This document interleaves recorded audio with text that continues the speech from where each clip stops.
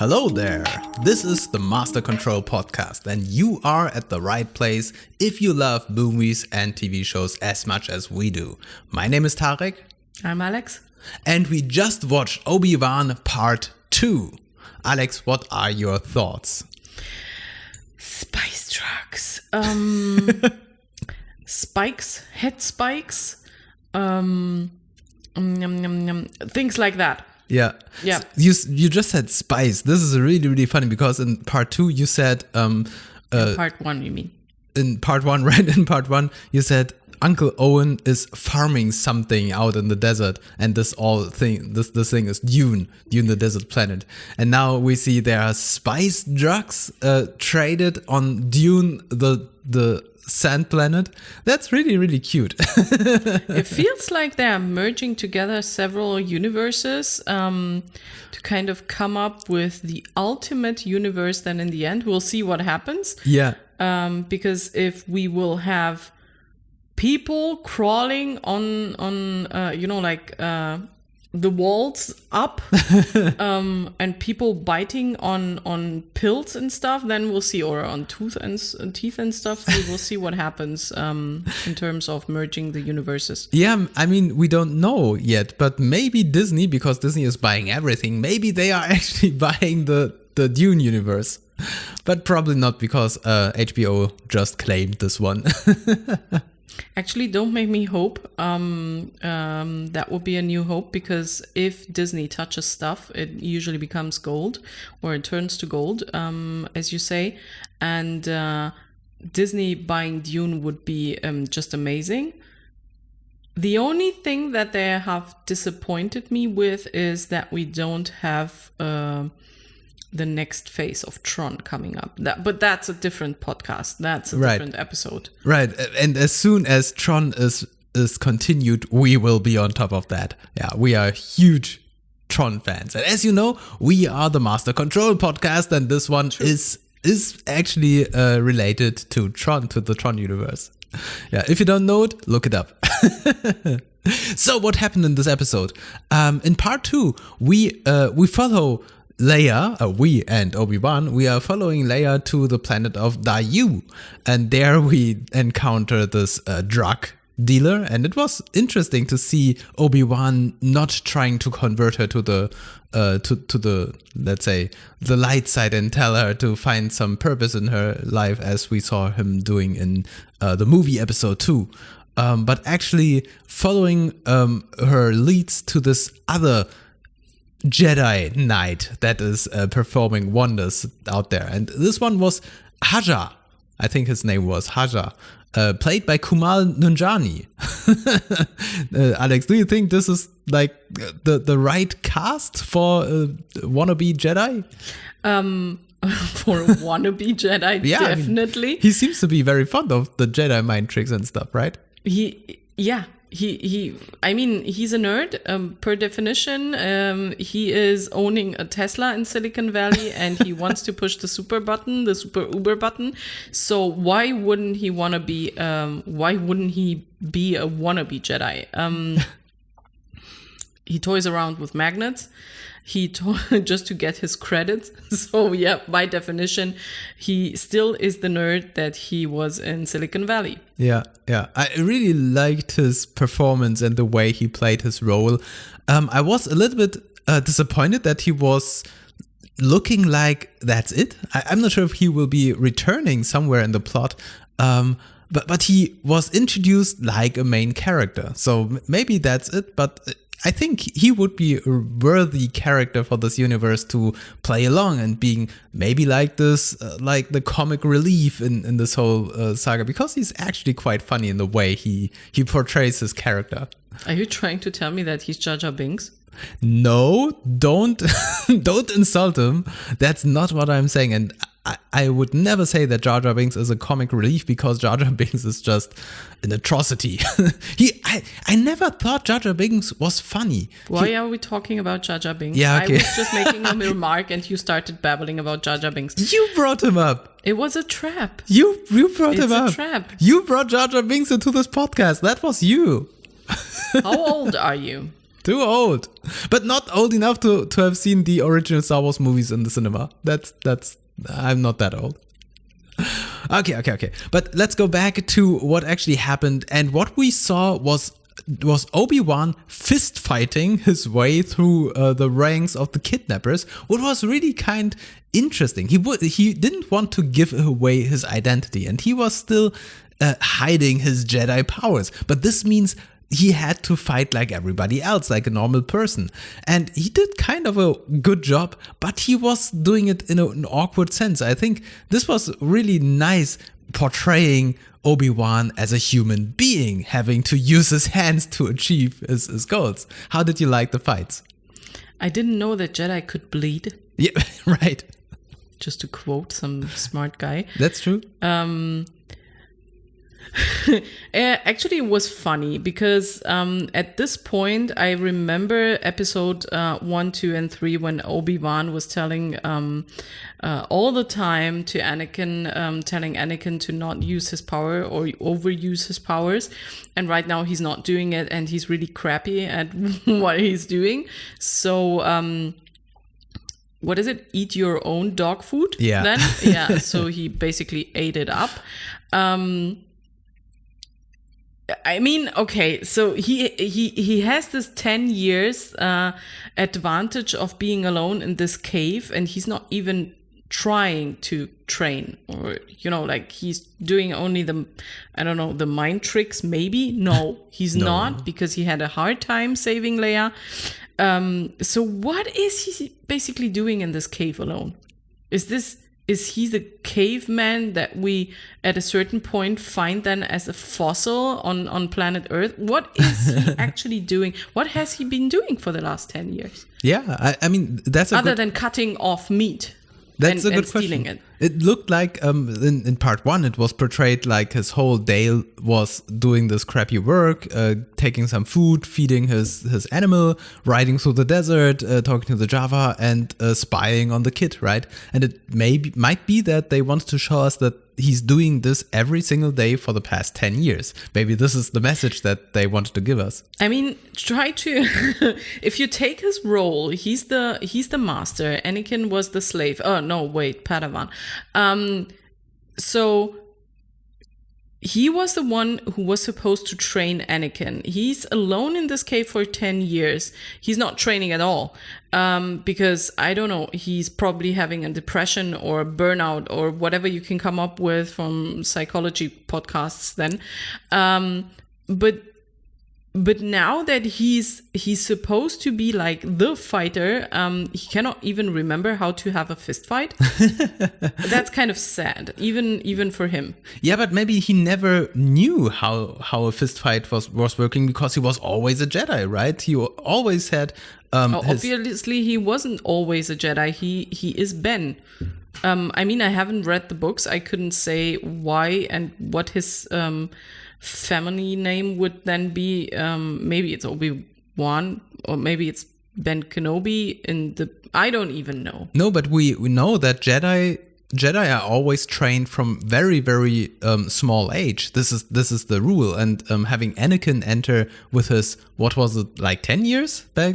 He was 10 years old. This was already way too old. And so I assume that even Obi-Wan was trained to be a Jedi from a very early age. And this means that his whole life he was used to handling laser swords and the Force. And so it might be that he never was in a fist fight before. Okay, so Grogu is being starts his training by the age of 90. That doesn't hold up. I'm sorry.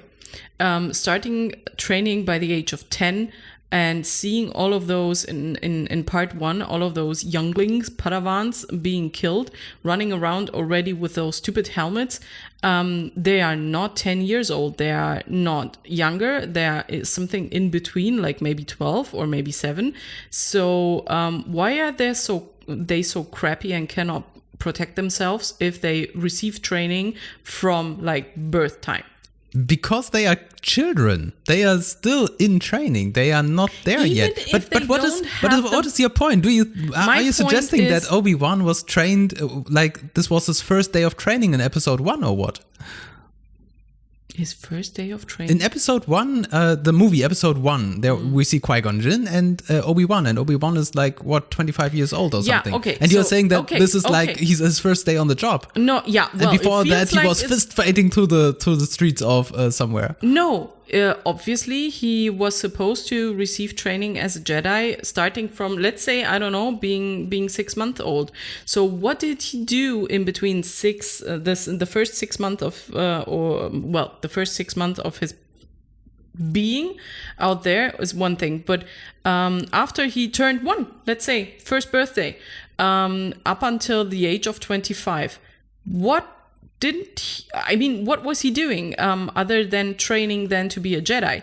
And obviously, if I get it, he might not have practiced like really muscle memory and like fist fighting, but then he at least should be really, really good at the mind tricks. Yeah, but he's not allowed to use them. That's the whole point. That's the whole point. He's not using any of the Jedi things because people would recognize him as a Jedi. I get that. But at the point where he's trying to save Leia, he kind of fucks up that situation nearly to the point where she dies. So once again, what has he been doing from turning 1 from his first birthday up until, what is he now, 50 or 60 or, like the age that he has right now? If not training, just cutting meat, not even reading. So just once every now and then going out on this planet Dune and gathering some scrap metal in order to bring it to Luke as, like a sacrifice or a present or whatever you want to call it. This guy seems, I like him, don't get me wrong, but he's kind of useless. That's very harsh. I mean, yeah. I give you that.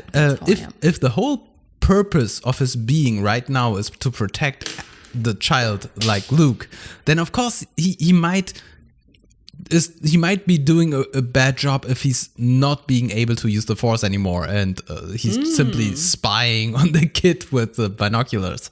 Yeah, he could maybe do a little bit to stay in shape. Yeah, but he's getting old and maybe he was prepared to simply stay in the desert and die because nobody's going to use him, need him.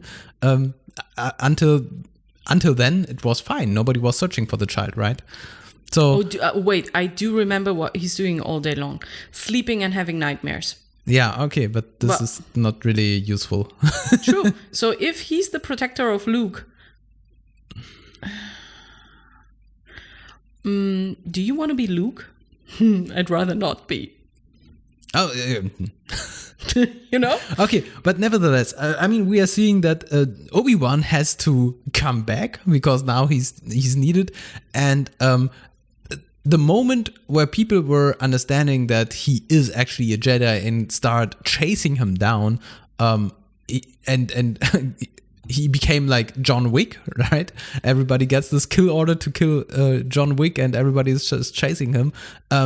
We see that he's trying to use the Force to rescue Leia, and it seems to be really a struggle. He seems to be completely out of practice, and now it comes back to him. He rescues her, or saves her from smashing down onto the pavement. And so I guess this is the point where we can now start expecting to see some more lasers, like what's it called, laser sword battles and force pushes and stuff. We hope so. Yeah. And taking a look at Reva. Reva is back in the story as well, and she becomes more and more a protagonist. We learn that Reva's mission is her passion is to impress Darth Vader. So now we understand a little bit where she's coming from and what she's trying to do. And she's doing, I think, Alex, you said that during the episode, she's becoming Batman, right? She's hovering above, what's the planet called? Earth. Yeah. Daiyu. She's hovering about this city in Daiyu and then kind of doing the Tom Cruise in the end, doing the Mission Impossible in the end, and kind of jumping down the building. And then she starts doing the whole parkour thing, which seems ridiculous, but cool. Really, really cool. So Reva is scoring. Yeah. Yeah. And I think this was the first time, in the beginning, I thought, man, they are now handing out laser swords to everyone, because there was a time where only Sith and the Jedi had laser swords, and now like random And Haja Empire people are having these laser swords. But when she was doing this parkour thing, I thought this was showing that she's actually using the Force. It's not just physical strength, but she was like force floating or force pushing her way over the rooftops. And so this shows that she might actually be something like an ex-Jedi, or even maybe one of the younglings that we saw in the beginning who were escaping from the temple. Yeah, I don't think so. I mean, if it's like that, well, I might get it completely wrong, but the younglings are the ones they showed in part 1. They are like I said, something in between 7 and 12 years old, and Reva, as she's presented then 10 years later, seems to be like, I would say, either in the beginning of her 30s or even in the middle of her 30s. So at least to me, it doesn't make any sense. She might be some of the younglings that haven't been on display then in part 1. Yeah. So maybe she's a little older, or I don't know, her little brother, her little sister, something like that as a background story. We'll see what happens with that. But we see that she's able to use the Force. So even though she might not be an ex-Jedi, she is one of these people.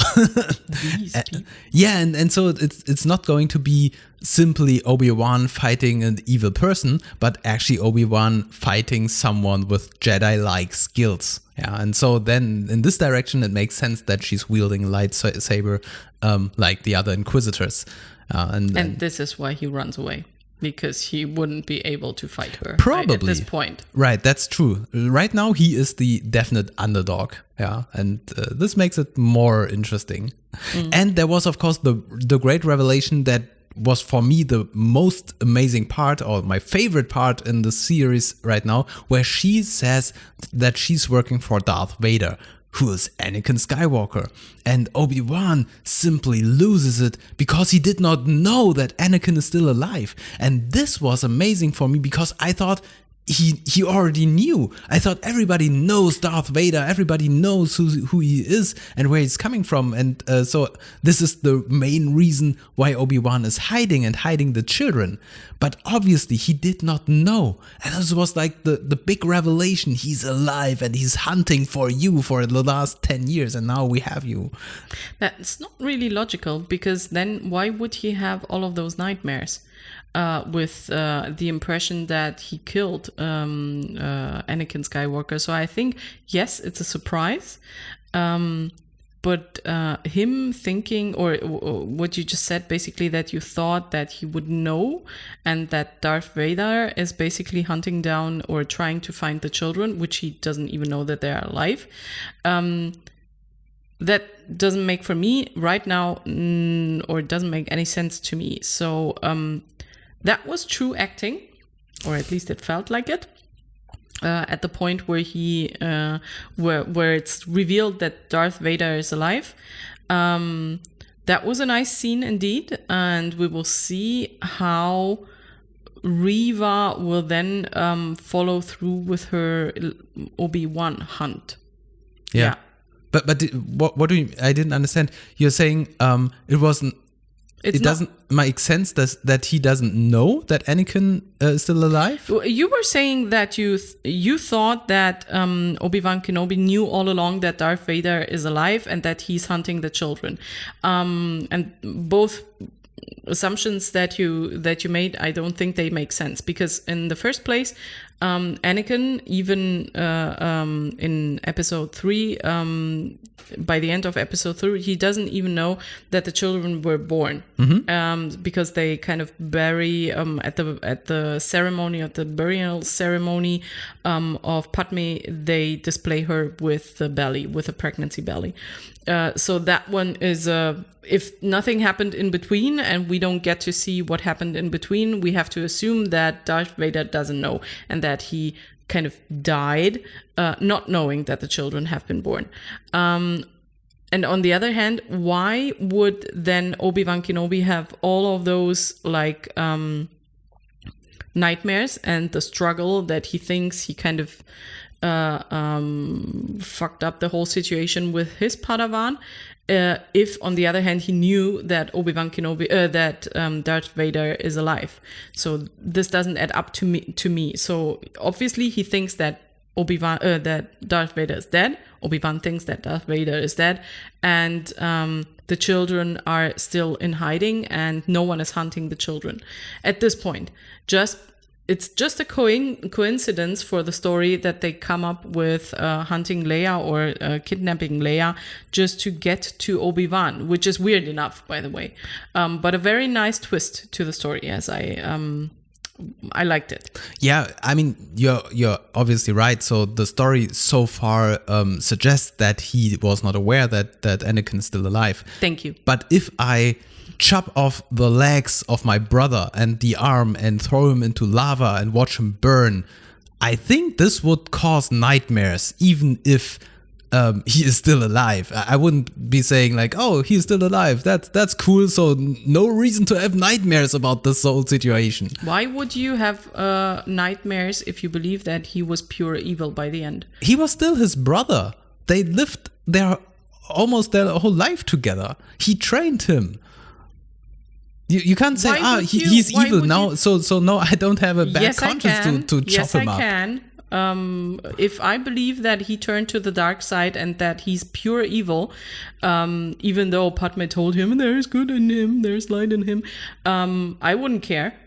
I'm sorry. That's dark.